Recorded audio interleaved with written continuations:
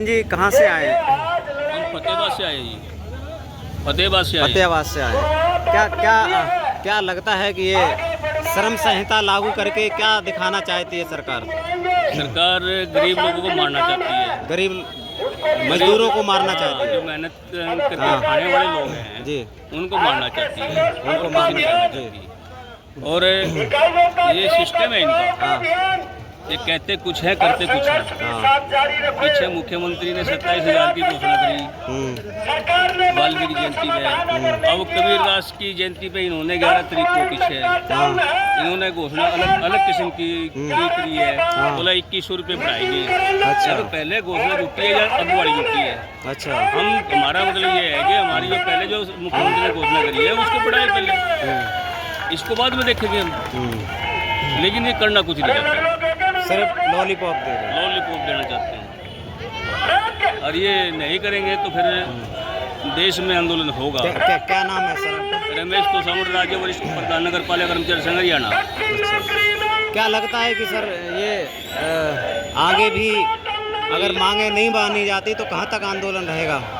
देखो जी, इन्होंने आज आश्वासन दिया हमारे को कि हम आपसे बातचीत करेंगे, लेकिन बातचीत हमने पता क्या बातचीत होगी। ये पीछे बातचीत हुई, उनके पत्र लागू नहीं हुए, ना पत्र निकले। अब हमें ये लगता है कि आंदोलन हमारा 9 तारीख को जो हड़ताल होगी, ट्रेड यूनियनों की हड़ताल है, उसमें हमारा संगठन भी शामिल होगा। और उसके बाद हम राज्य कमेटी की मीटिंग करके कोई ना कोई निर्णायक फैसला लेंगे। कोई बंद नहीं पूरा करवाने के लिए आए हैं। मांग हमारी क्या है कि सरकार ने ग्रुप डी की, ग्रुप सी की, सबकी भर्ती कर ली, ग्रुप बी की भी कर ली। लेकिन हरियाणा में मैंने मंत्री जी से अभी उनके सामने खड़े होकर के सवाल किया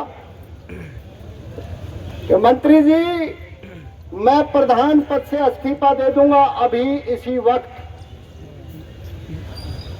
आप ये बता दो, एक सीवरमैन और सफाई कर्मचारी 11 साल में भारतीय जनता पार्टी की सरकार ने भर्ती किया? नहीं किया। सरकार जवाब दे दे। नहीं किया। ठेकेदारी लागू है। मैं कह रहा था जी, ये गरीब आदमी उधार पैसे लेके आए हैं, कह रहा सारे कर्मचारी है। मैंने कहा मंत्री जी, सारे नहीं है, ये ठेकेदारों के लगे अधीन कर्मचारी हैं जिनको 5,000, 7,000, 10,000 रुपया वेतन मिलता है। इस वेतन में 3 टाइम की रोटी भी बच्चों को खिलानी बहुत कठिन काम है। आप देखते होंगे शहरों में सफाई कर्मचारी ड्यूटी के बाद भी लोगों के घरों पर उनकी फलश साफ करने का, उनकी सीवर लाइन खोलने का, उनके घर से कूड़ों की सफाई करने का काम करते हैं, क्योंकि उनका गुजारा नहीं होता। शिक्षा महंगी हो गई, इलाज महंगा है, गरीबी और भूखमरी से जूझ रहे हैं। आप ठेका खत्म करके इनको पक्का करने का काम करो। आपकी टेबल पर फाइल है, मैंने बता दी मंत्री जी को। बोला ना ना ना ना, मैं पढ़ा लिखा प्रधान हूं, सफाई कर्मचारियों का नेता हूं, इसका मतलब नहीं हूं अनपढ़ हूं। मैं सरकार के नियम कानून और देश के संविधान को जानने वाला व्यक्ति हूं। ऑनलाइन सिस्टम है, 2 महीने से मंत्री की टेबल पे फाइल रखी है। क्यों नहीं इस फाइल को निकालते? क्यों नहीं इन गरीब आदमियों को पक्की चिट्ठी देकर के इनका जीवन सफल बनाते? मैंने कहा मंत्री जी को, आप जरा कीजिए। सफाई कर्मचारी बहुत वफादार व्यक्ति है, आपकी घर घर में तस्वीर लगा देंगे।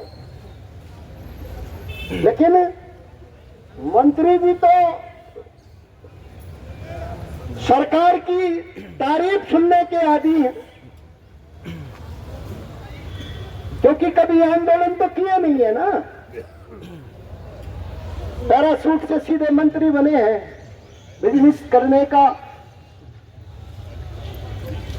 करते हैं और सीधे मंत्री बन गए। आंदोलन नहीं किए ना, आंदोलन से निकल करके मंत्री बनते तो पता होता कि कैसे आंदोलन करते हैं, कैसे मतलब लड़ाइयां लड़ी जाती हैं। अभी तो इतना पता है भाई, सरकार सब कुछ ठीक कर रही है। मिल के आए हैं जी, क्या आश्वासन दिया है?